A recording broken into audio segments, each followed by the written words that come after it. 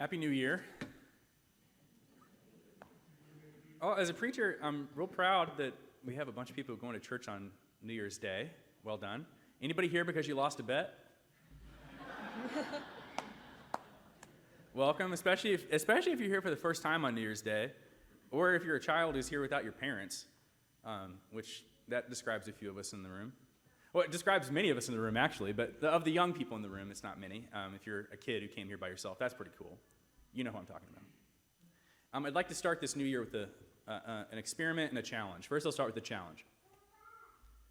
The challenge is this year for us to forgive one another radically and to show one another radical grace.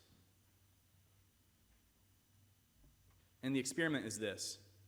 When I say Jesus, son of, what do we usually say? Jesus, son of Mary. What? Now, why is that? A lot of reasons given.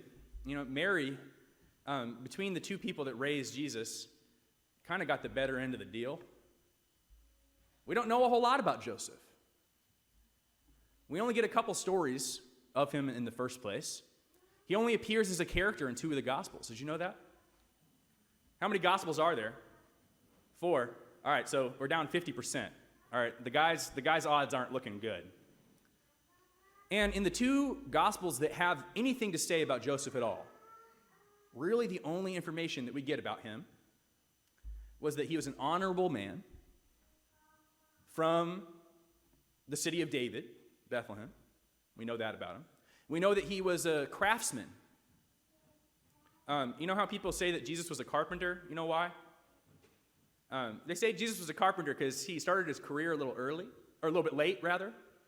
30 years old was ancient in Jesus' day, okay? He was a young man by our standards, but you don't start a new career at 30 in Palestine in the first century.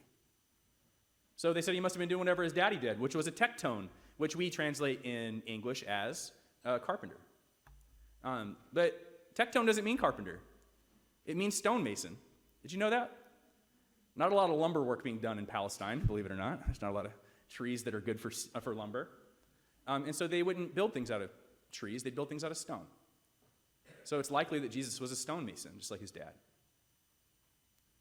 We also know that they weren't very wealthy, because whenever young Mary and Joseph with baby Jesus went to the temple, they offered the least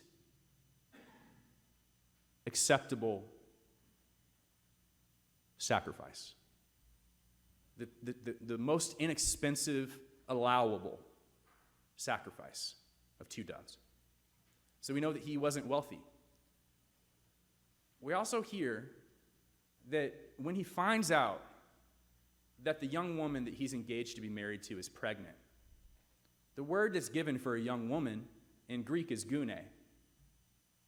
It's often translated as virgin, because in the time that the Bible was translated to English, it was expected that if you were a young woman who was unmarried, you would be a virgin. And so it was translated as virgin, but really it just means young woman, gune. The young woman that Jesus would eventually call mom wakes up one day a little bit pregnant at a time that she should not have been. And what we're told is that Joseph, in his honor, decides to divorce her quietly, but then is visited by an angel who tells him, hey, the story checks out, brother. The baby's dad is God himself, and you'll raise him and you'll name him Jesus, and you'll be his earthly father, but you won't be his father. I share a lot of kinship with David, or with Joseph, rather. As a foster parent and a member of a marriage where we decided not to have our own children, but instead to choose from the pool of available children that were out there called the foster care system, I know the dangers and pitfalls of trying to raise someone else's kid. You know that scene in the Gospel of Luke where Jesus is in the temple and he pulls a fast one on his parents and stays a few extra days, and they don't realize till later, and they come back and they say, how could you? And what does he say? How could you be mad at me for doing what I do in my Father's house? Ooh, Joseph. Jesus says, you're not my real dad. That one stings. I know the pitfalls. I know how hard it is to look a kid in the eye who you weren't present at their birth and say, tie your shoes and brush your teeth and get out the door and get on the bus, and they say, why should I? And you say, good question. You didn't agree to any of this, did you? You didn't sign any papers saying that you were going to call me dad for the rest of your life.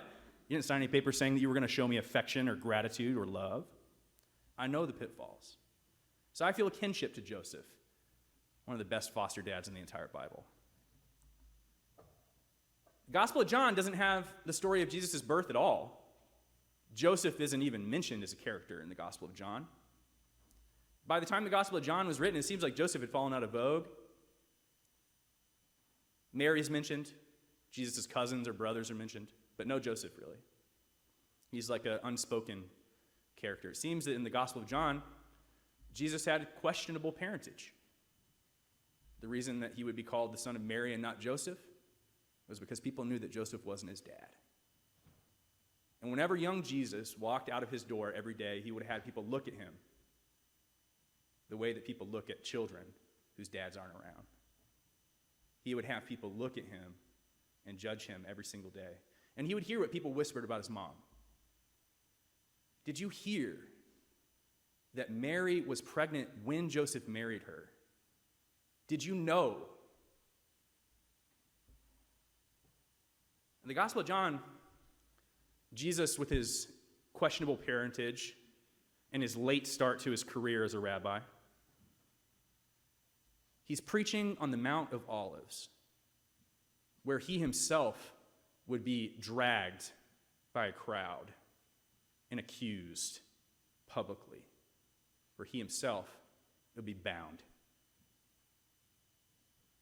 And they come to Jesus and they say to him to test him, dragging behind a gune, a young woman, caught in adultery. In Greek, it says in the very act, which means that she would have been naked, dragged from wherever she was found to be ashamed before she was killed. Her accusers say to Christ, by our laws, by the laws of Moses, this woman should be stoned to death. And to test him, they said, what do you say?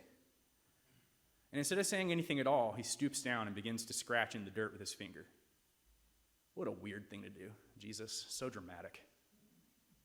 What does he write? It doesn't say. Oceans of ink have been spilled by ministers through the years, speculating what it is that Jesus could have been scratching into the dirt.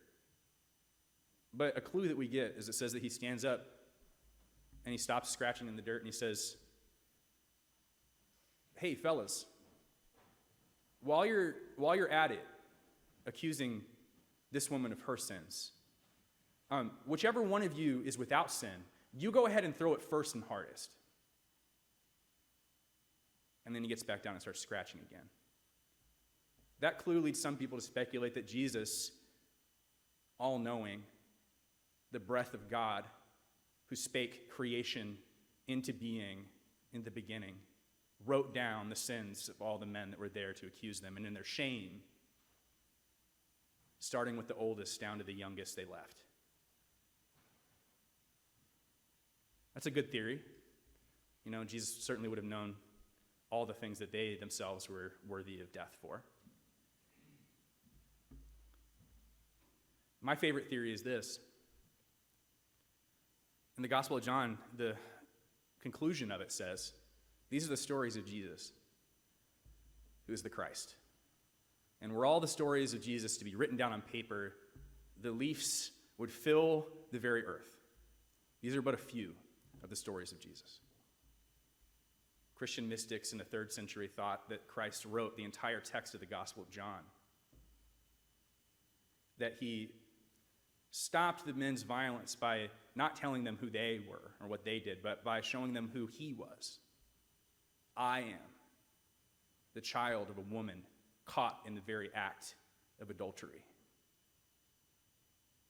My mother likely was dragged from wherever she was caught before my foster father, Joseph, and he probably had a stone placed in his hand.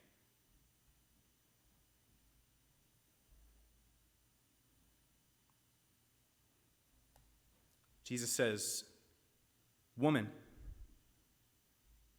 who remains to accuse you?" And the woman responds with one word, "Nothing, no one, none. None remain." And he says, "Neither do I accuse you. Rise, go, and sin no more."